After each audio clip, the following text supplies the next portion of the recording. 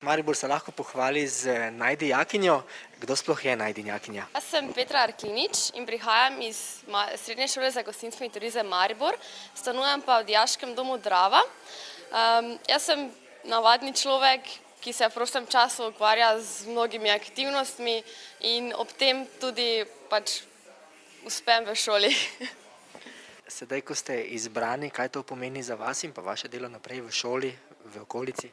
Sigurno to pomeni nek uspeh, nek plus za naprej na fakulteti, potem pa tudi pri zaposlitvi, osebno zadovoljstvo, obenem pa to pomeni tudi priložnost, da lahko čestitam vsem kandidatom, ki so se potegovali za ta naziv. Kaj pa profesorji, kako oni to nagledajo? Imate mogoče zdaj kakšen plus pri kontrolkah in pa izpraševanju? Ne, v bistvu načeloma ga ne rabim, ker se vedno dobro pripravim.